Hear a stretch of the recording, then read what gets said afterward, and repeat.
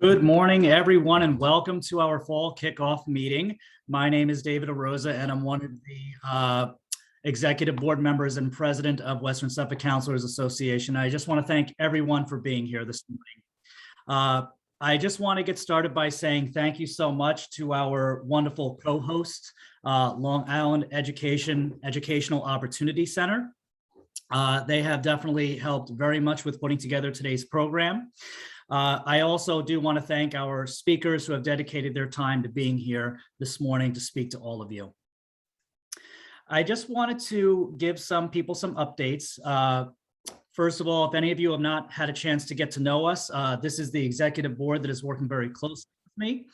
Some are in the room today, but some are unable to join us. But we have Sarah Tacklett, who will be succeeding me in 2023. We do have Peter Francis, Vice President of Operations. We have Adriana Silva, Vice President of Development. We have Deborah Walling, who is our Secretary, Ken Grotel, Treasurer, and Teresa Jeremy, my past president. So we had a little bit of an adjustment to this morning's schedule. Some of you might have received the update if you registered a little bit later. But I wanted to let everybody know that there was a little bit of a last minute change due to unfortunate circumstances that were out of the presenter's control. And we are not going to be having Marilyn Vallejo, who is a licensed clinical social worker, speak this morning. She definitely does send her sincere apologies. However, I think that you all will get a lot out of our key presenters for letters of recommendations in a little bit. What I would like to do right now is to turn it over to the interim executive director for Long Island Educational Opportunity Center, Charles Miranda. Charles, you have the floor. Good morning, everybody, and thank you for inviting us, and thanks to Mr. Arosa for co-sponsoring this meeting with us, and thank you to the Western Suffolk Counselors Association for allowing us to be here. Can everybody hear me okay? Can I just get like a thumbs up just for a second to make sure? Perfect. Again, my name is Charles Miranda. I am the interim director here at the LIEOC. I have been with the LIEOC for roughly about 25 years. So I do have a wealth of knowledge and experience when it comes to our adult education and our students. Again, we are a vital link when it comes to adult education.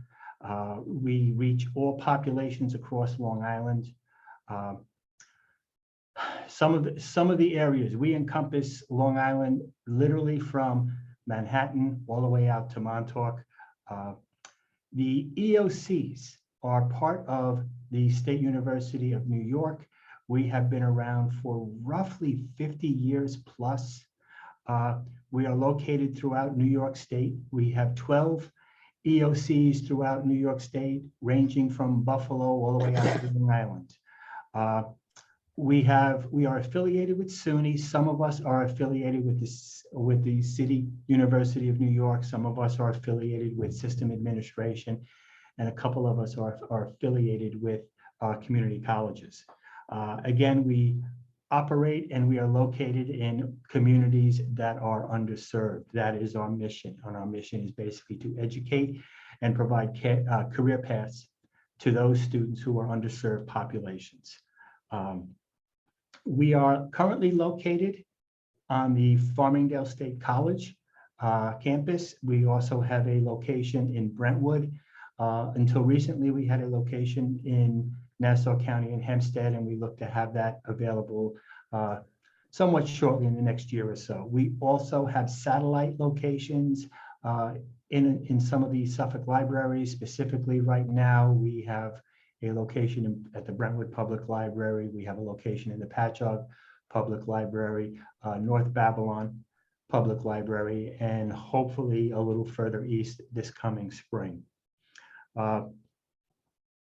Again, we are adult education. We service people who are literally from the moment they could have graduated had they stayed in school right on through. We have had people as young as 16 in our programs and as old as 80s taking our programs. We deal with everybody. We have specific. We have some enrollment requirements that we require for all of our students. We are tuition-free programs. In order to be eligible for any of our programs, you must be a New York State resident. You must be 18 years of age or would have graduated high school had you stayed in.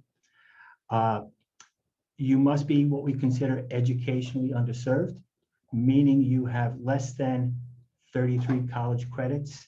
However, there are other alternatives that you can take with us and other qualifications, such as if you have a sudden change in your background. And the best example to give at this point in time would be somebody who went through a divorce, where all of a sudden they are now a single earner, and they might not have qualified. The next requirement that they would need to be is they need to be financially underserved. That is a sliding scale based on the federal guidelines for poverty. And again, we do have other methods of verifying financially underserved. We deal with a lot of people who may not be working on the books. They could be working off the books. They may be supported by other people. We deal with all sorts of populations when it comes to dealing with financial issues. Once they have met those three requirements, our residency requirement, meaning they've been in New York State for 12 months, we verified that they need an education or education underserved, and we've verified their finances. We would then test them. Excuse me, I'm sorry. We would then test them to slot them into any of our programs. We offer three types of programs. We offer remedial, academic, and CTE programs. Our remedial programs are ESL. They range from levels 1 up through 4. We have academic areas, including adult basic education, all the way up through and including college preparation. We handle vocational programs. We are heavily involved in allied health. That seems to be the dominant vocations here on Long Island. That's what we deal with. We offer entry-level programs to our students. They range anywhere from certified nursing assistant to emergency medical technician to pharmacy technician to physical therapy aide. We do offer several business vocation programs, administrative assistant, and electronic health records.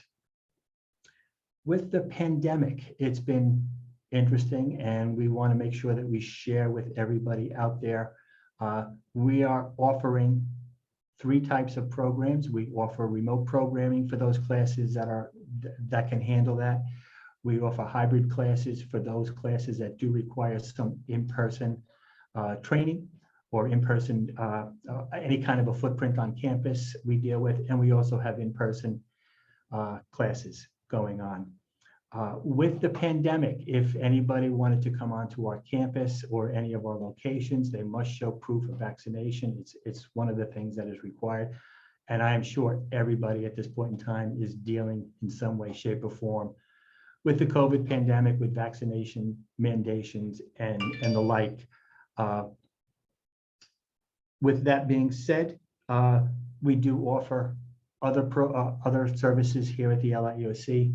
We offer counseling for any of our students, whether that is an academic setting or if it's more personal, we deal with that. We have a job development office for any of our students, regardless of whether they're vocational or not. They can certainly come in and they can get assistance, helping them find a job, helping them with resume writing, helping them with job search. We have a College Connections initiative where they will help people and any of our students rather getting an application, setting up a college application, dealing with financial forms, and actually enrolling into college. We offer a real campus experience here. One of the benefits of being in Farmingdale on the college campus is we can have classes here, give the students a full experience regarding our campus. And the last thing that I would like to talk about is marketing and our strategies. If people are interested in having us give a presentation, we would be more than happy to do in-person or virtual workshops. Please just let us know. If anybody has any kind of questions or would like to get more information from us, please give us a call at 934-420-2280. And if you wanted my email address is charles.miranda@farmingdale.edu. That is my presentation. If anybody has any questions, I'd be more than happy to answer them.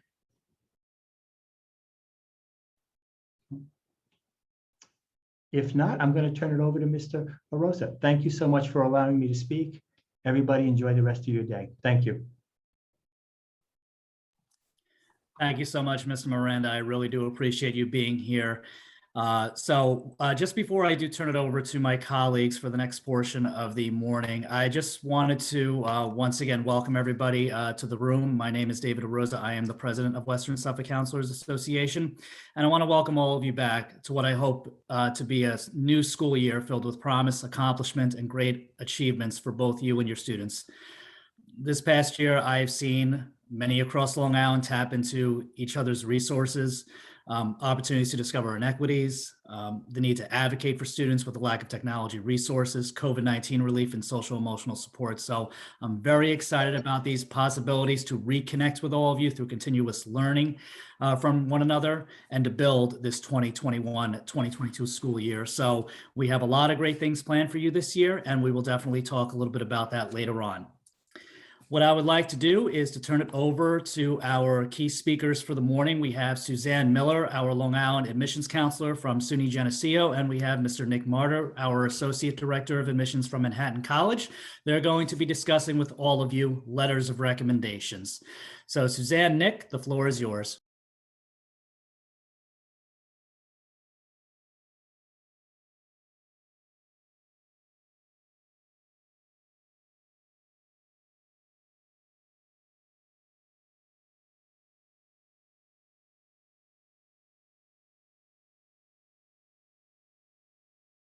Going to tell her. Hi, Suzanne. You just need to unmute. Wow, that was a rookie mistake. Thank you. Well, good morning, everyone. My name is Suzanne Miller. I am the Long Island admissions counselor for SUNY Geneseo. This is my 4th year with Geneseo, but probably around my 25th year in college admissions. I started my career at George Washington University in Washington, D.C. as an assistant director of admissions. And since then have had several different roles, including serving as a school counselor in some private schools, as an independent counselor, and as well as the parent of 2 college applicants, as well as now they are college students. And now I'm back in admissions. So I really do have a 360-degree view of this. I've written letters, I've read letters. So I hope that the next 30 minutes or so will be helpful to you. And I do want to give a shout out to an association called ROAM, which is an association that I belong to. ROAM stands for Regional Officers of Admissions in New York City. So it's ROAM NYC. This presentation, the actual PowerPoint, most of it was put together by the folks at ROAM. And we are a great resource. While it's New York, in the name it's New York City, we also serve schools in Nassau and Suffolk as well. So please feel free to reach out to ROAM if you want any assistance with programming. So that's me, and I'm going to turn it over to my colleague, Nick, to share his background and introduction, and we'll get started. Sure. Thank you, Suzanne. It's very nice joining you. It's great to see some familiar names in this group we have here today. My name is Nick Marter, Associate Director of Admissions at Manhattan College. I've worked at Manhattan College, serving our Nassau and Suffolk counties for the last about 4 years now. And I had some other routes for about 3 years at St. Joseph's College, right in Patchogue. So I have been working with the Long Island community since early 2015. I've been on the college side the whole time with a master's from Stony Brook in higher education administration. So I'm definitely more on the college lens, but it's been really great getting to work through WSCA, East End, and Nassau, meeting, plenty of folks on the counseling side and, working with you over the last 7 years. Hey. Great. So we wanted to know who was here. So thank you so much for filling out the survey. We see that a little more than half, well, actually, well more than half of you are from the school counseling side. We've got a mixture of school counselors, a couple of directors, some interns. So welcome to the profession. And we also have some of our college rep colleagues who are here. So thank you for joining us this morning. So let's talk a bit about the agenda. We've got,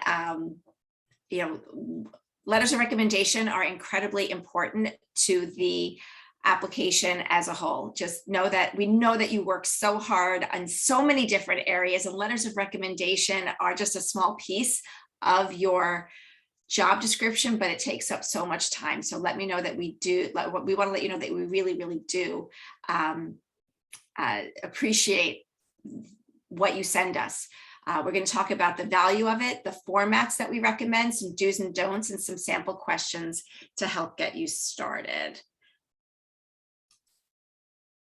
Now, Nick, just want to shout out to my buddy Nick there. When I have the presentation up, I can't see how we divided up the slides. So I'm going to leave it to you to. Okay, I'll jump in. I've got the ones that I have. Okay, good. Okay, good. So remind me, is this one mine? This one's all you. Fantastic. Okay, so the value of a letter. Wow, it is so important. In a holistic review, certainly the transcript will always be the most important part of an application review. However, the letters really help create context for us. It gives us some background on the student and the school setting, provide us with information that we can't glean from the rest of the application. Sometimes a transcript will be rocky, and the school counselor letter will be so incredibly important to give us some context about what was going on with the student, with the school, with the community. So that's where that letter is so important. Also, is that student really truly a leader in your school? Does that student come from a background that is a little different from the rest of the community? Or is there something important that we can't glean from a list of activities and a transcript? So that letter is so important. It's one of the the key things in our review process. Now, we know that not every counselor has time to write letters, and so at least a teacher letter of recommendation would be required for us. So if you have limited time and there's a student that has an extenuating circumstance, make sure you do write a letter for that student. It just helps to paint the big picture. Okay, Nick, this is you, right? This is me, yes. So, painting the picture a little bit, the recommendations are not all, a one size fits all. And that goes, across the board. I think when you look at a teacher or, professor recommendation letter, you're looking for different things, and we're hoping to see different things than a recommendation that you as a counselor may provide a student. Whereas a teacher, we're hoping to see a little bit more about them as a student, as an academic student, and sometimes leadership qualities, personal characteristics will make their way into it because, they are all people, and hopefully the teachers that, were selected to write letters have great things to say about students. So you will see some overlap there, but I think from the counselor perspective, we want to know a little bit more about the person. And I understand that some counselors might have very, very great relationships and strong relationships with some students. Some might not know them all that well, might not have worked with them too much over the years. But a little bit more of the holistic and the grand scheme of things, side of the letter is mostly looked at through the counselor recommendation letter. And that's going to be the overview. It's going to be looking at the student, not necessarily as an academic student, because, we do see some of that through teacher recommendation letters. We see some of that through the transcripts, but it helps provide context, and I think that sometimes, we've got some really great context clues that we've learned through some of these counselor recs from things that are just more supporting, where, let's just say you see grade fluctuation, and you have a story that a student might not tell. They might not think it's important. They might not want to highlight that themselves. Sometimes they might be a little bit shy to talk about, a circumstance. And I think that, the counselor can help provide the college with some context on maybe why there was grade fluctuation or perseverance. Was there loss? Was there struggle? Did something happen in the student's life and maybe it didn't affect their overall GPA? Maybe it did. Maybe you see some, peaks and valleys on their transcript. Maybe you see some erratic performance. Those are all things that help us, get that story straight. And, when I talk to students, I always try to tell them to be as forthcoming as possible because we do want to know the story. And at the end of the day, we can't necessarily bypass or look past any negative parts of the transcript, but it helps provide context. And for most colleges, including Manhattan College, and I know SUNY Geneseo, we want to know the whole story because, just because we say we accept students between X, Y, and Z and average and look for scores here and there's plenty of times where I'll go to bat for a student that I think really can be that success story that might not be in our traditional profile. And having that extra sense of support and a little bit extra, clarity and a broad overview from a counselor can really make the difference sometimes. I think this might be me too. Yeah, This is me. you. Yep. I've got the list now. I'm good now. Perfect. Okay. So when you can offer kind of different perspective, it's going over some of the same things.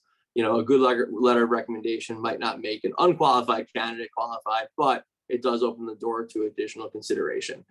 So it's kind of what I said, in the previous slide, where though we can't bypass things, we do end up, using everything you write as support. And then whether that's going to be you defending them as far as, explaining away things they might not be comfortable to explain, or whether it's to, just enhance a really great student.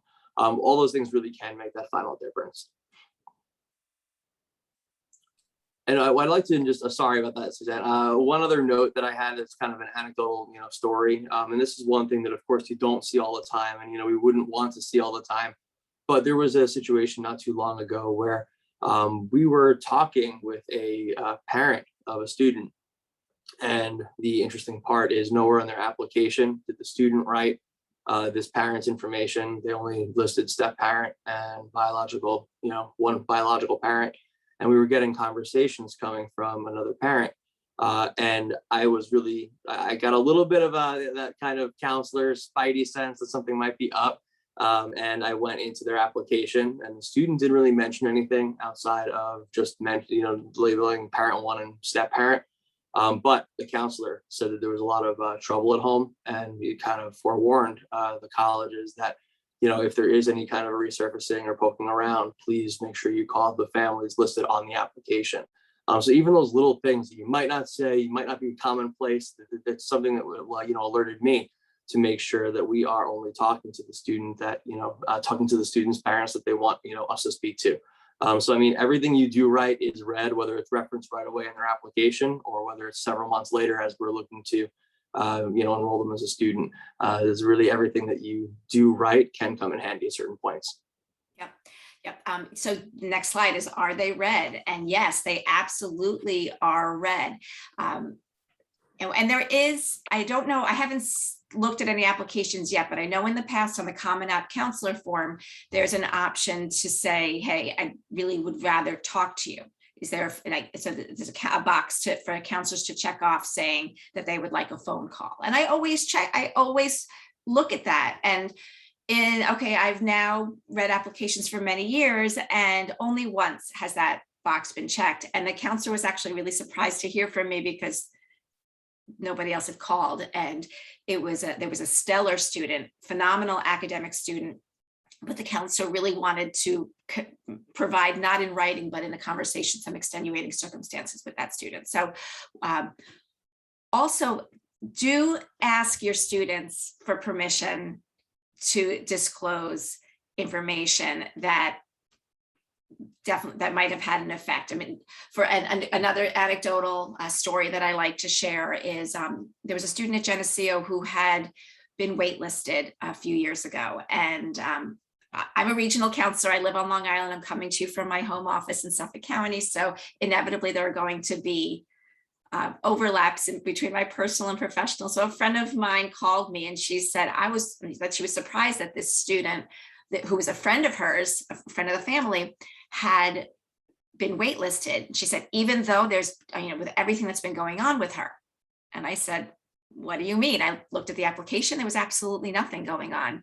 And that was portrayed in the application. Nothing in the counselor letter, nothing in the essay, nothing at all. And she said, well, her mom's been living with cancer for the past 7 years. And this student has been really stepping up as a, in the family, helping with younger siblings, watching her mother go in and out of the hospital over many years.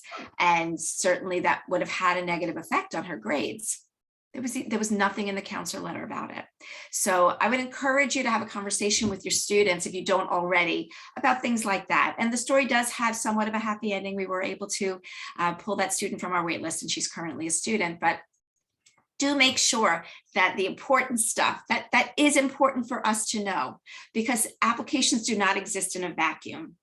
We are human beings that when I'm reading an application, my question is, do I think this student can be successful at Geneseo? And it's not, did the student do enough to get in?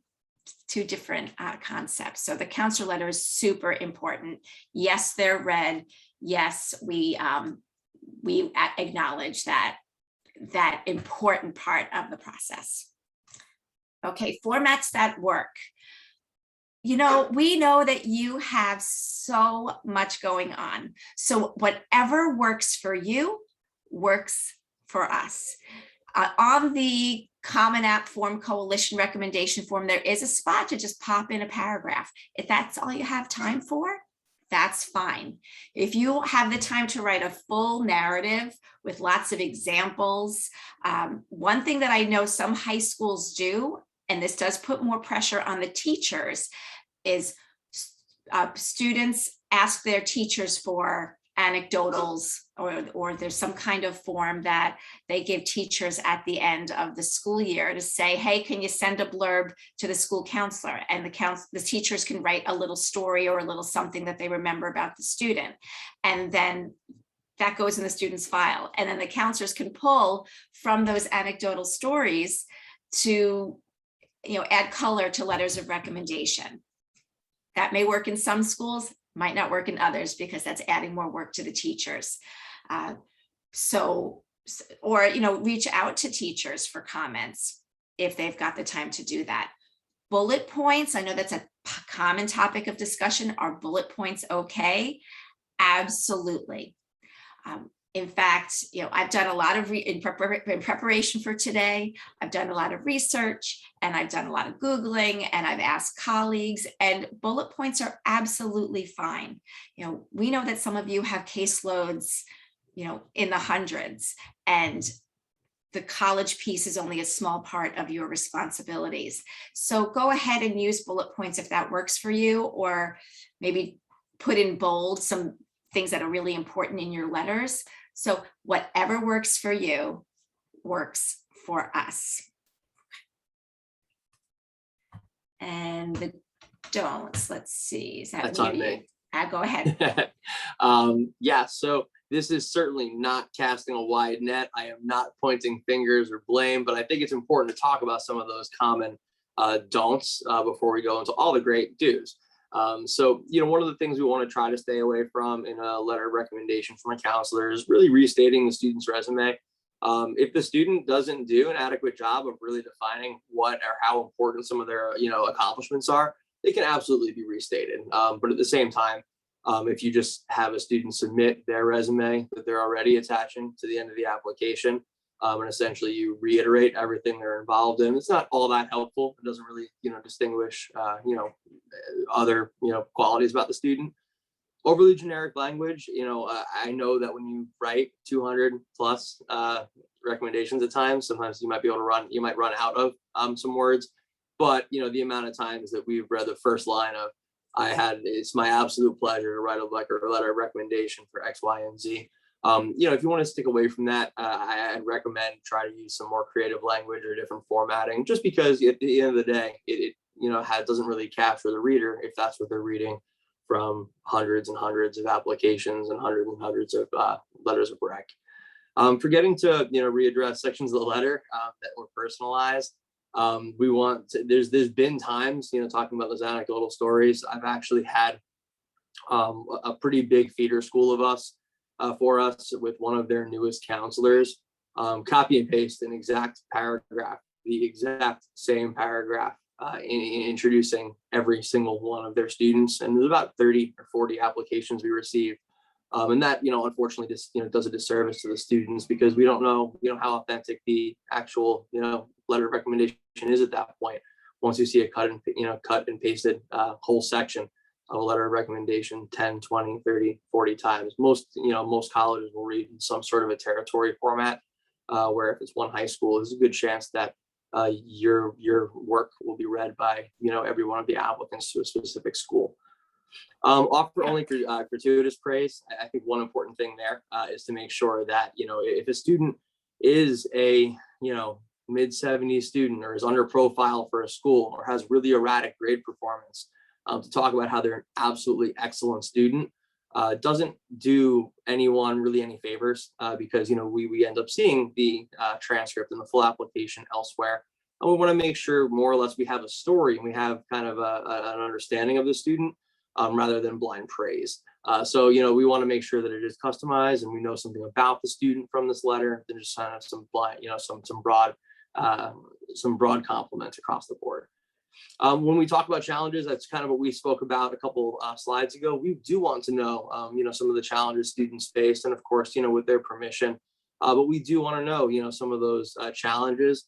But we love to hear a success story too. We want to see the outcomes. We want to see continued growth. We want to see that somewhere in writing and hopefully on a transcript as well. But to focus on outcomes and growth is something that we find important as well. And then really, I think that for the most part, when you have the opportunity to, more is better and more superlatives are better. Just because, we do want to hear, if you have a 2-page letter of recommendation for a student right away, I'm like, oh, this is different. This is something that this counselor definitely feels passionately about X, Y, and Z students. So, I'm not saying everyone deserves or needs a gigantic letter of recommendation, but if you do go that extra mile for a student, it typically makes me hone in on that letter just that much more because you could tell that it wasn't, it's authentic and you do care, that much more about a specific, student or a specific outcome. And one funny note that I'm gonna add, I just told Nick about this earlier. Remember Mad Libs? I think we all remember Mad Libs where it was, a story with blanks in it and you fill in the blank and fill in the parts of speech. I was reading an app last year and there was a second page was accidentally uploaded. And it looked like a Mad Lib. It was a boilerplate letter with very generic sentences with blanks left to fill in to describe a student. Whoops. Try to stay away from falling into a trap like that. It was, and the letter itself was that letter with the blanks filled in. Yeah, not great. Okay, but let's talk about the things, the do's. Use strong statements that we'll remember and use active verbs, specific language that bring out the student's history and potential. Talk about their initiative, their dedication, use words that show us a little bit more insight to their personality. The nuances about your curriculum, very important. There are a lot of high schools all over Long Island that have some really interesting programs.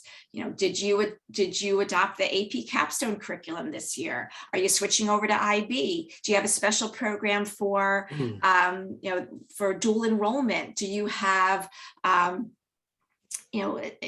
technical programs in your school? I worked at a couple different private schools that had very specific, unusual curriculum. Make sure that you have something in there to describe that. We do read it on the high school profile, but it's also awfully nice to hear about how the student took advantage of that.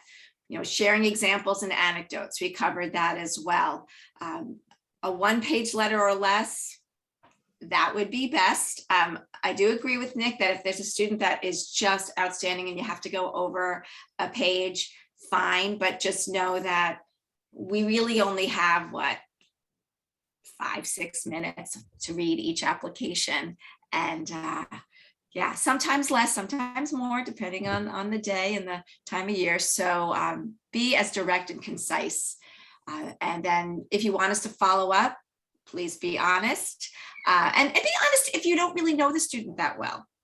It's okay, we get it, but do try to maybe pull some information from another source. Another thing that I did as a school counselor, I know a lot of folks do, is that brag sheet from the parents and the student. Use it. Have the parents give you some stories about their kids. Have the student write about themselves, things that they're proud of, things that they were, maybe struggled with and overcame.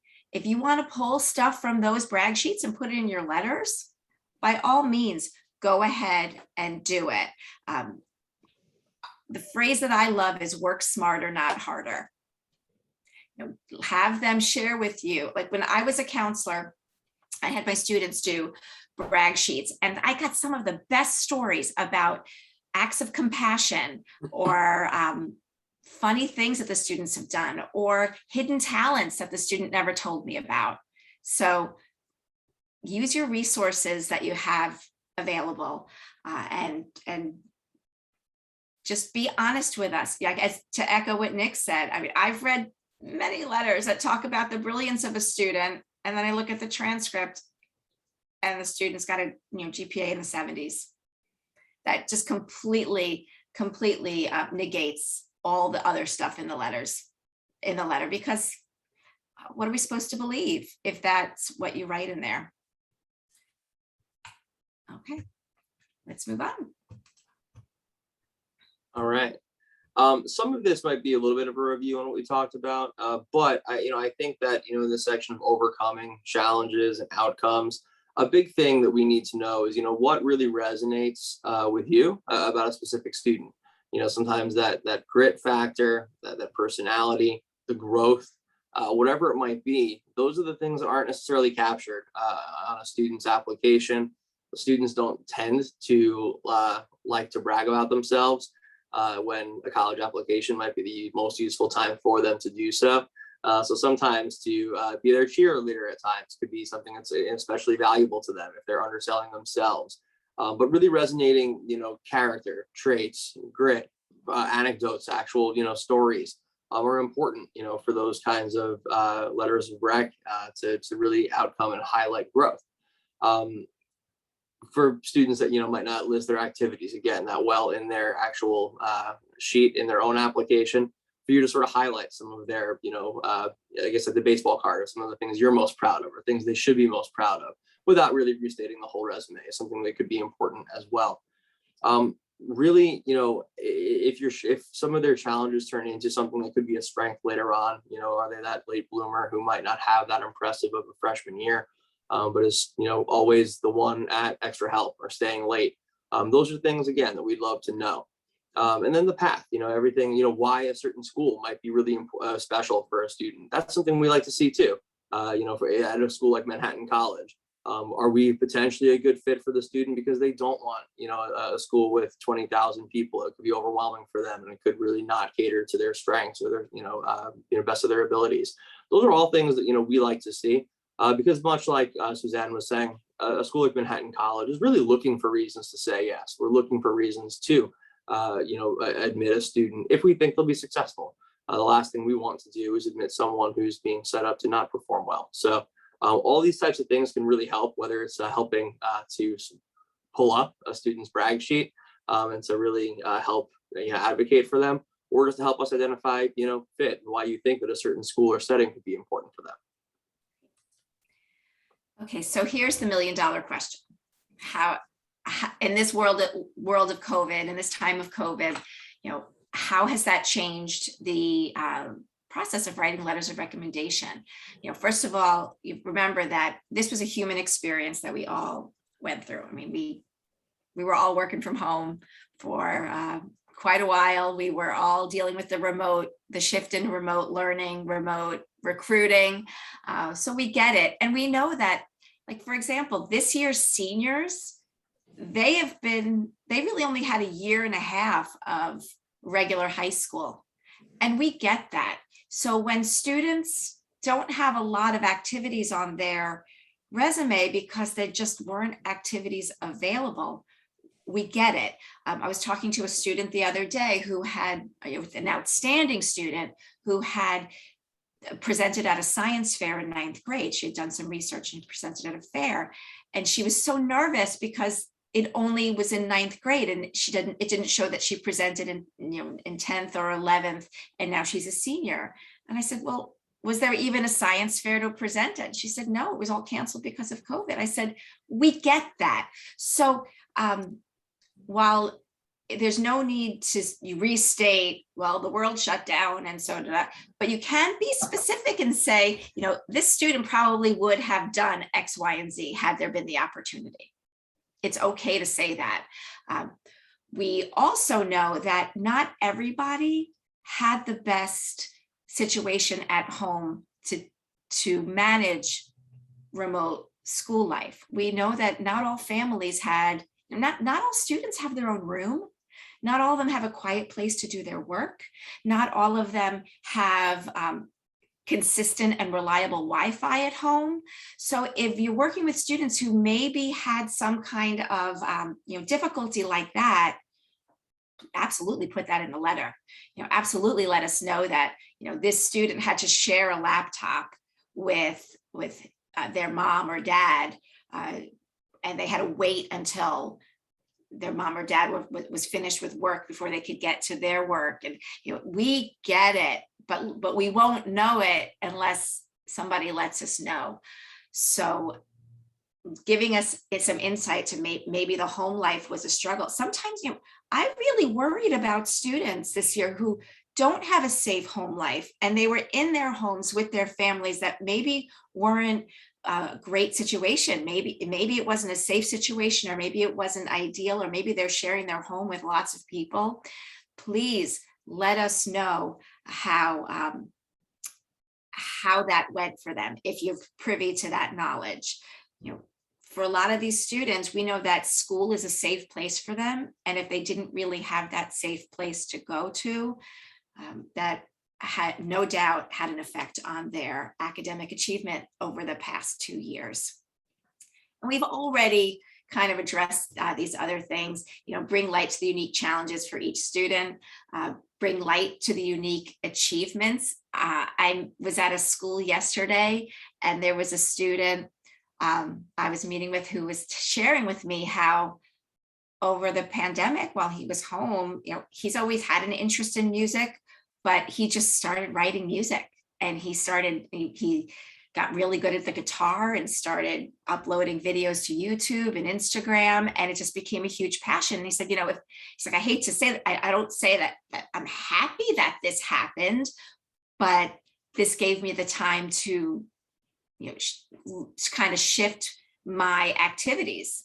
So if you know that students really took some really interesting routes, highlight that about it, and that how impressive it was, and how that enhanced them as an individual. And we know that you're dealing with a lot.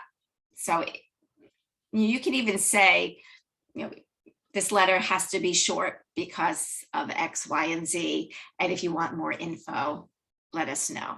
So hope that sheds some light on that. We do know that this has been an incredibly challenging couple of years for all of you. All right, you're up, Nick. Yep. As one more anecdote before we have that next slide here, I actually had a young man that in this whole virtual visit world last year, where everything was being put into a virtual space. A young man that had an appointment, just a general appointment with the high school at 5 o'clock in the afternoon. He went home at his normal time at 2 o'clock or whatever it might be. He actually took the time to go back to his high school because it was the closest, most reliable form of Wi-Fi that he could get a hold of, and had a conversation with me back at the high school at 5 or 6 p.m. And that really spoke volumes. That's something that in this case, he didn't need to have anybody advocate on his behalf of. But for us to know something like that, or for a student to still succeed and still find ways to break through, is something that's really, really important. And it turns out the student was a little bit below our traditional academic profile, but he's a student that I wanted to fight for, because he showed some determination, had great questions, and he had a really positive attitude, and was really trying his best to make it work. Long story short, he's a successful freshman right now. And, I think that it's something that, we look forward to. And having that kind of support from a school counselor recommendation letter is that much more important.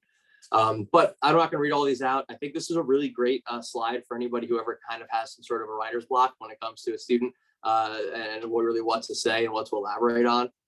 Some of these are going to help kind of, jog, your thought processes, I think. Either it's like what motivates a student, what excites them. I think is a good way to sort of write about it. If you have that sort of context on a student, what would make a certain program or a certain field really click for them? And if it's something that, relates to the program or the type of school, that's helpful, for us to know. If it's going to be something, like again, about that good match, have they had any disappointment or failure? Even as simple, it doesn't have to be necessarily grades wise, doesn't have to be loss. Where they cut from the school's baseball team and then they, did what they could to get back out next year or found something else that was their passion. Things that they might not want to, necessarily make the topic of their college essay, but still shows that bit of a, sense of grit. It is always something we want to see. So I'm not certain that I can read all these out loud, but I think these are some great bullet points to help sort of jog your memory or, give you some focus if you're having a tough time writing about a specific student.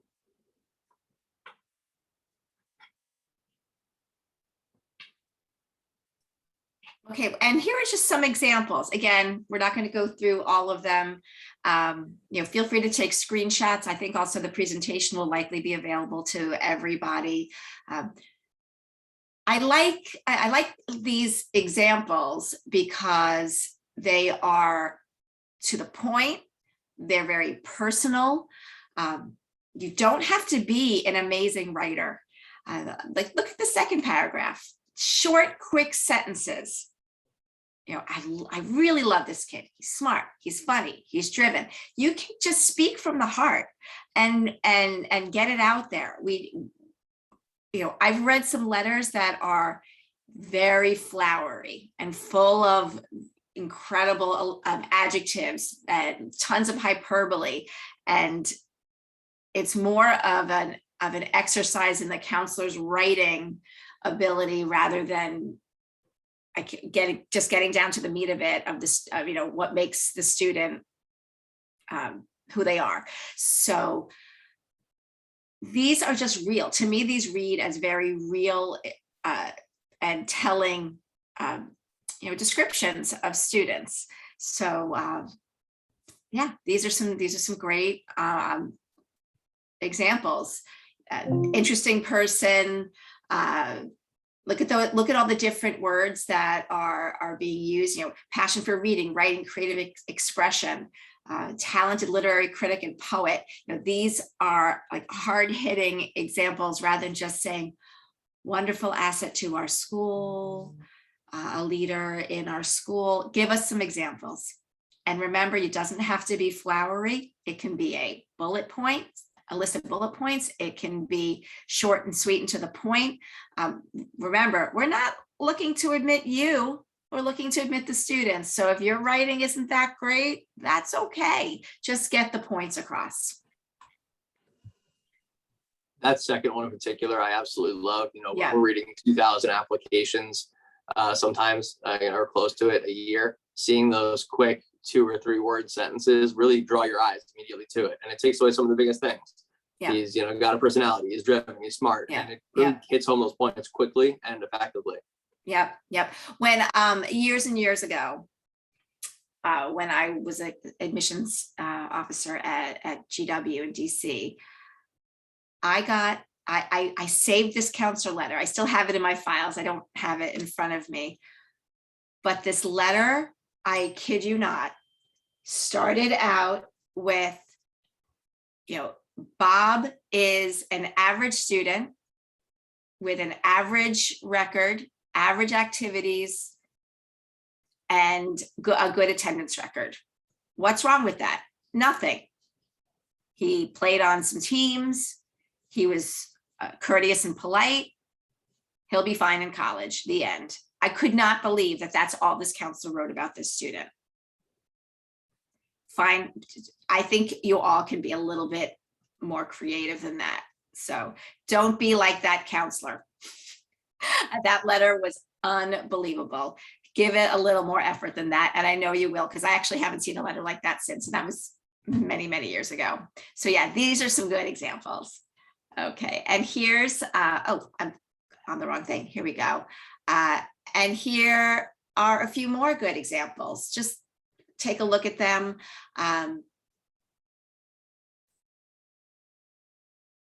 They're so personal. These are not paragraphs where you can take out a name and pop in another name. Try to avoid that. Like when you're done with a letter, look at the letter. If you can just pull the name out and pop another name in, it's probably not quite enough. So do yourself a favor and do try to get that work done in advance. The brag sheets, the teacher anecdotes, meetings with the students if you can, to try to get some meat into the letter, because it really can make or break an application if a student's borderline for admission. Now, if there's some stuff that, again, you don't want to put in writing and you want us to talk to you about, then certainly pick up the phone and call us, or put a little note in that you want us to call you.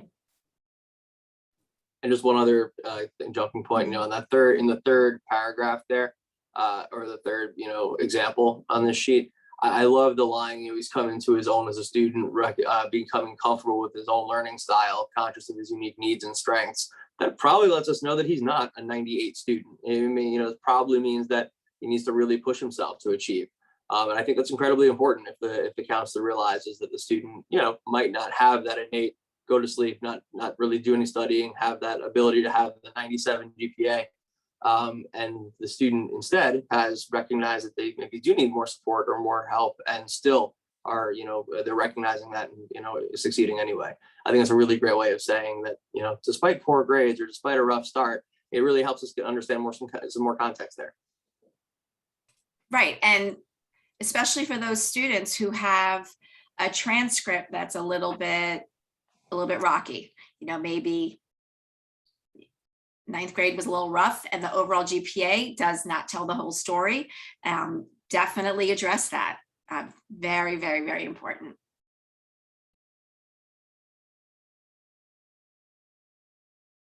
And here's something that I found recently that I thought was so quick and to the point, and really, really effective.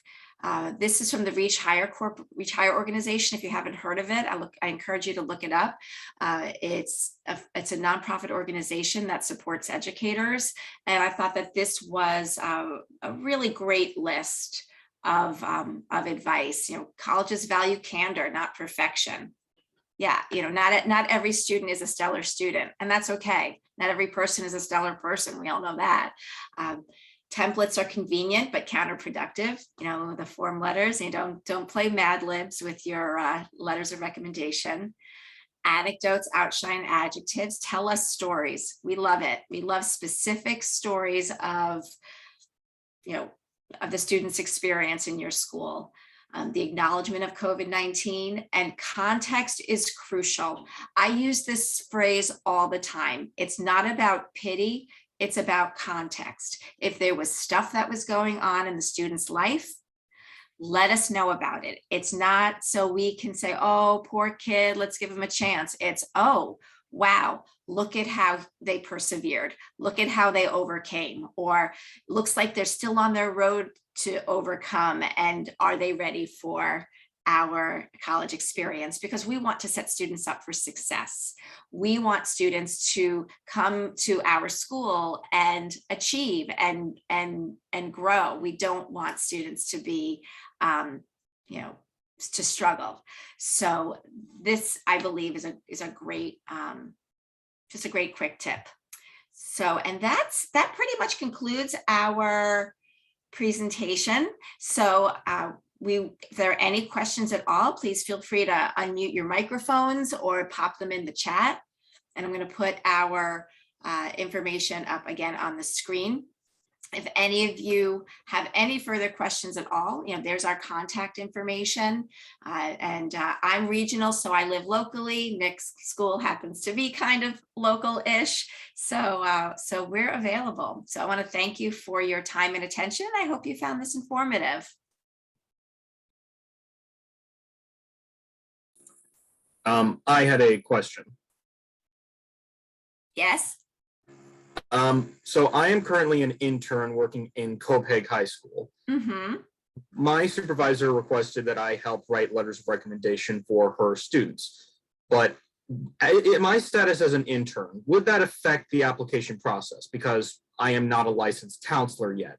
I could speak to the character of the student if I got to know them, but would my being just an intern have any impact in the letter itself? I think there are ways for you to increase your credibility with the letter. First of all, I'm sure your counselor will be proofreading it for you to make sure, at least I hope that your supervisor will be proofreading the letter to make sure it's appropriate. And just, you can certainly make a little note that, that you're an intern supervised by, and put your supervisor's name in the letter as well. So no, that's fine. Just do the best you can with the letter. And no, that is absolutely fine. But just make it clear that your supervisor has looked over the letter and given a seal of approval for it. I'm okay with that. Thank you. You're welcome, and good luck. So Suzanne, I had a question also. Yes, Ken. When it comes time for a lot of these applications, there's a, the form that kind of goes with it that also says, this student is the, top 5%, top 10%, top 20, how, I look at that and I'm just always wondering, what do you actually put down? Because, in reality, the majority of them are probably, somewhere in the middle, but Yeah. You feel like if you put that down, that's going to have a negative impact on things. It's the qualitative information that I find more important, which is why the recommendation letter is more important. But then when that question is on there, how do we respond to it? How do you respond to that? Yeah, I have, I take issue with that as well. I don't love that ranking. I feel free to just say, no, I'm not going to use them. Isn't there an option to say that you're not going to use them? You can do that. I'm not sure. I guess I'll have to look next time. I think there is. I think there is. Yeah, that's a tough one. I mean, for us, I don't really give much, okay, I'll tell you what, when it says top few, and then I look at the rest of the application and it's like, really? Here we have, the student, certainly a fine individual, but doesn't seem like a top few kind of kid. There's a disconnect. So I guess go with your gut on if you're going to use them. Just know that it's not that important. I guess I would say it's important for those top few, the ones that truly, there are students that come and go in our lives that are wow, we know that they're going places. But yeah, I don't know, Nick, how do you feel about that? Yeah, I feel pretty similar. I don't really put much stock in it unless there's so little to say about the student in your letter of recommendation. I really, most of the time I gloss past that page without much of a consideration of it until I see the actual content in the letter. Once in a while, if I feel like I didn't maybe learn anything or learn enough, I'll glance back at that. But it's not my favorite thing to go off of, and it's certainly not the linchpin for whether or not I'll accept the student or not. If you don't have anything positive to say and they're truly at the bottom of all those check marks, you're probably not the right person to write the letter of recommendation in general. And I think the bigger question there would probably be to tell the student you should find a different recommender at that point. But Kate, did you want to add something? Yeah, I had a thought about that, those check marks. I think it might actually serve these super highly selective schools. Because when I was associate director of admissions at Columbia Law School, professors, it was college professors writing the letters of recommendation, and they were all about, you know, in my 35 years of teaching economics at Princeton, I put the student in the top X%. And for me, when I had to, I could only admit so very few of really extraordinary applicants. The people who were put in that top 5%, you know, by people who knew them better than I did, had some meaning. So I agree with you guys completely for, you know, at least in my role at SUNY, I see it, but I think it must be very hard when you're trying to help the student. You probably don't want to give them a kind of a fair to middling grade, right? Right. You want to be their advocate. And yeah, thank you, Kate. Yeah, I was thinking the same, like the super uber selective schools.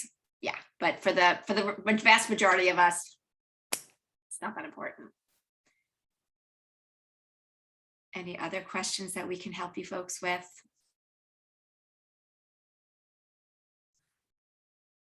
If not, that's great. We're ending right on time. What do you think, David? Outstanding.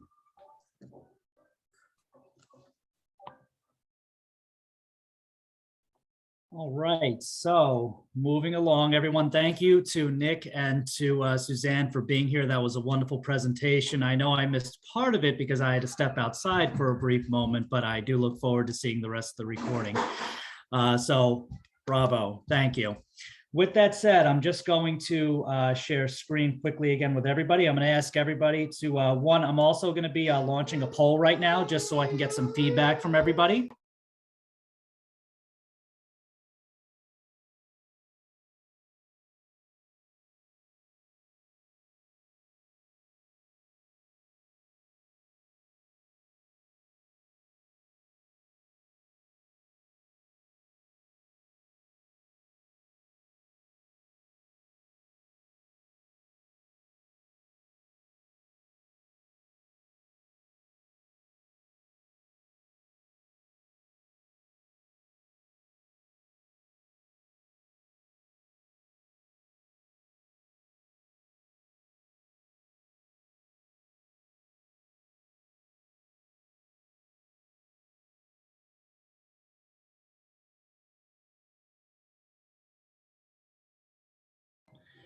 All right, so as you could tell, my daughter decided to have a little bit of a meltdown as I had to go pick her up from daycare. But with that said, I do have a poll that is up. I would appreciate everyone's feedback. That would be greatly appreciated. And I'm going to ask all of you to take out your phones. We are going to be raffling off one free professional development for a 2021-2022 WSCA event. And also Geneseo is going to be offering a swag bag. So if you would like, we have a Venmo account. All proceeds will go to the 2022 Scholarship Fund. It is $1 for one drawing, $5 for 6 drawings, and $10 for 12 drawings. I will give you all a moment to do so. And in the meantime, just take the poll. I'm going to be monitoring everything, and we're going to bring the poll live for everyone so you all can actually see who the winners are. I'll give everybody a moment.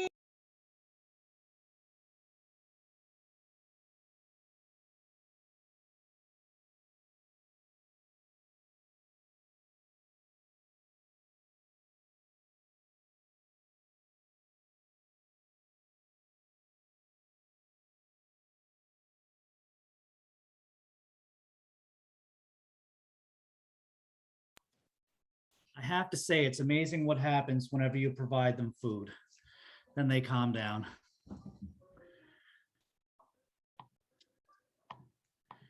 And just so everybody knows, we will see the results come in right away.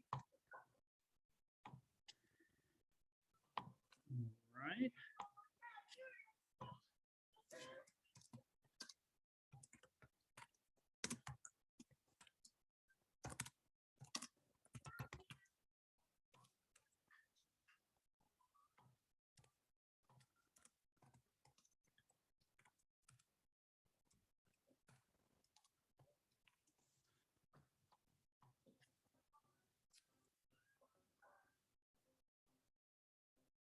Once again, I'm just going to give everybody a few moments and then we will close the polls and we will close the drawing and say about 2 minutes.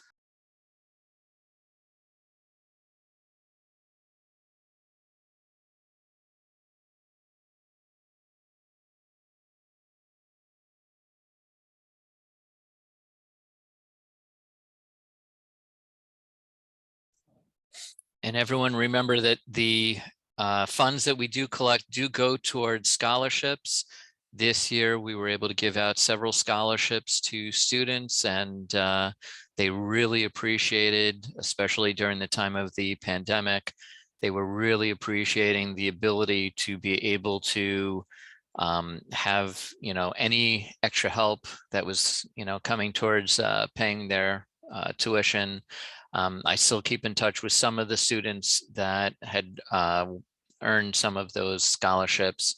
They've sent me emails following up and let me know that they really appreciate it. So any of your donations that you guys give right now, it really comes in handy for those students. And I see it says Venmo is asking for the last 4 digits of the WSCA phone number. It's actually 2085 is the number that's going with Venmo. So Kate, if that helps.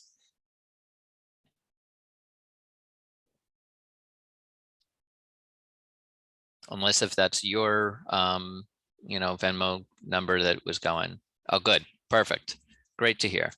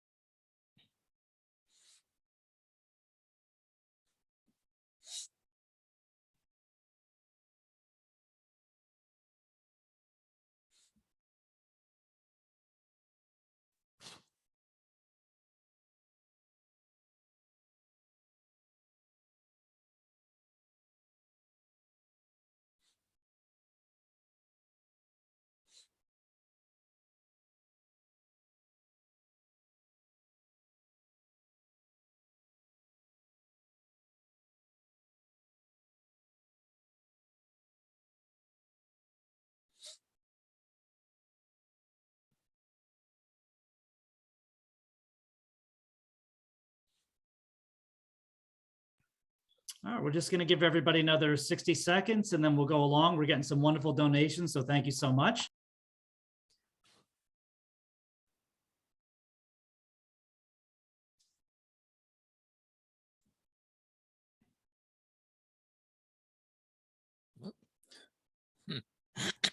I also want to thank everybody. The poll is wonderful. I'm very happy to hear that everybody felt the length of the program was just right.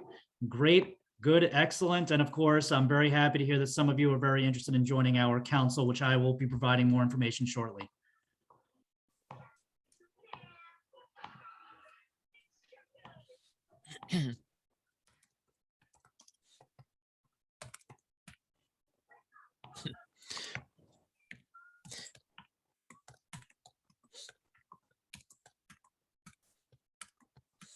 Getting all excited as I keep getting all the notifications on my Venmo account, on our WSCA Venmo account here, that says that you guys are donating. So thank you guys all for those that have been donating.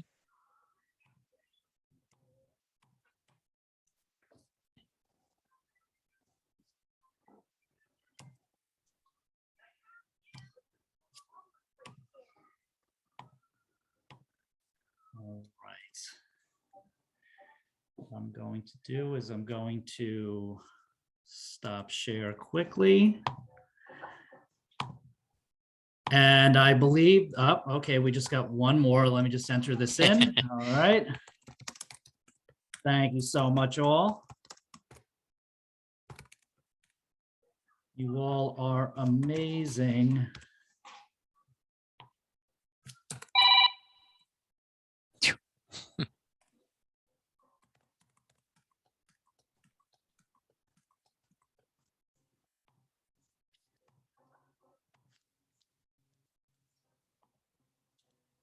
All right, so what we're gonna do is we're going to shut everything down right now. So I definitely do appreciate everything that you all have done. So I'm just going to share screen for everybody, so you can all take a look to make sure that we are doing this fair. Let's make sure I got the right screen up for everybody.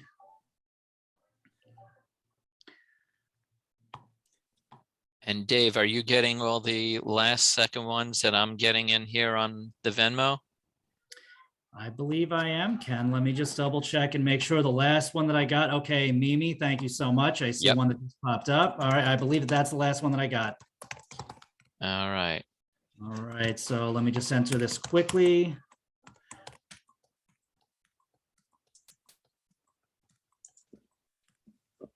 Amazing. Here we go. Fast hands. All right, let's bring this up. All right, so I am going to be using the application comment picker or random name picker. What I did was I entered everybody's name here as multiple times, depending upon how much you actually donated. I'm going to do a little bit of a shuffle here. All right, have a little bit of fun with this. The first thing we will be raffling off is the Geneseo swag bag. All right. And here we go. So we're going to pick a random name over here. I wish everyone good luck. And the winner, we have graduate student Jenna Lacari. Jenna, thank you so much. You will be getting a swag bag from SUNY Geneseo. Thank you. You're So, welcome. Jenna, just email me your address where you want it sent. If you didn't have my contact info, I'll put it in the chat right now.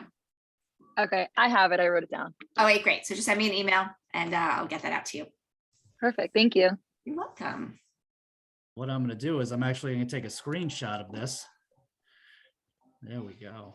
Excellent. All right, and we're going to pick another name right now. Let's start.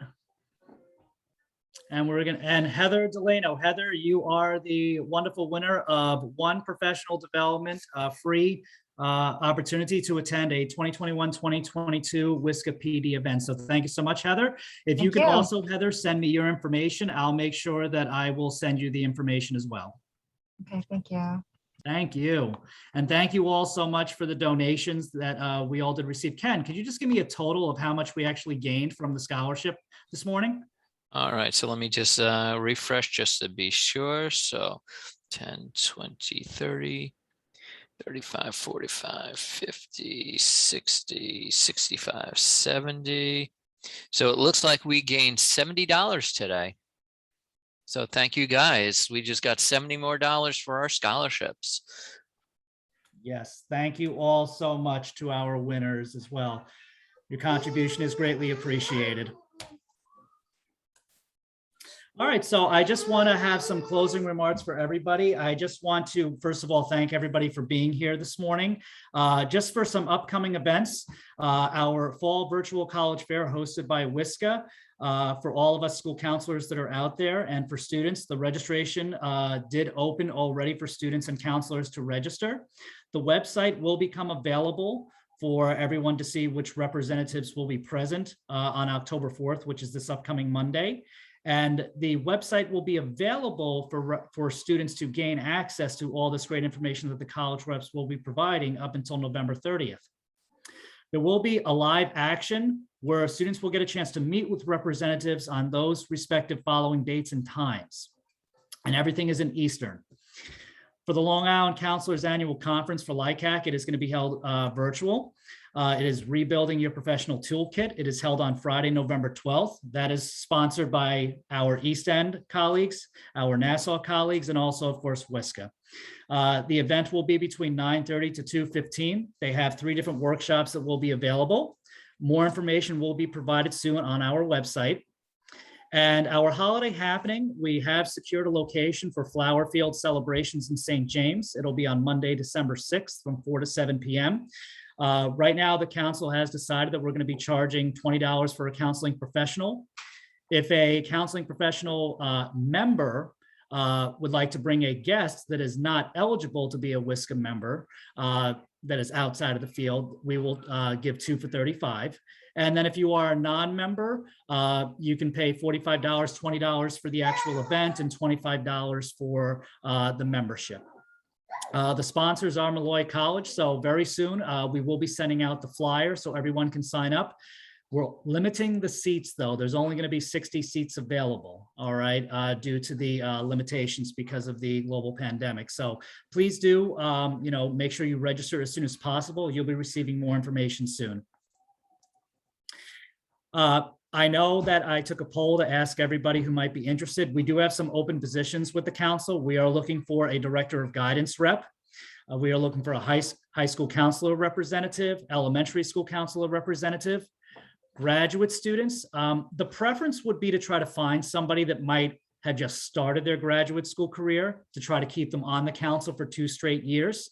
However, we will work with somebody who is on the last year interning, and that's fine. And then we're looking for somebody who would be a parliamentarian who would be basically there to help me keep things under control just in case if things do get out of control in our council meetings. We meet once a month via Zoom. It looks great on your CV. You can bring new ideas to the table and of course advocate for your colleagues. So if any of you are interested, please contact me at wsuffolkcounselors@gmail.com. We are on social media. We are bringing a lot of things up and running again. We are on Instagram, so please do follow us. You'll probably see some things there very soon. Follow us on our website at wsuffolkcounselors.org. And then we do have a Facebook page as well. With that said, I want to thank all of you for attending today. I want to thank also LIEOC for being our wonderful co-sponsors. I want to thank our presenters, Suzanne Miller and Nick Marter, for being here and moving the program up for us. Everyone will be emailed a certificate of attendance within the next week. And then, of course, the recording will be made available to those who registered. So if anybody was unable to be here today but registered, they will receive the recording.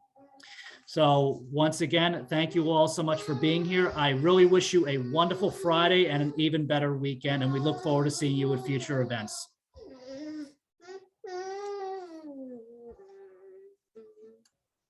All right, everybody, you enjoy the rest of your weekend. Take care.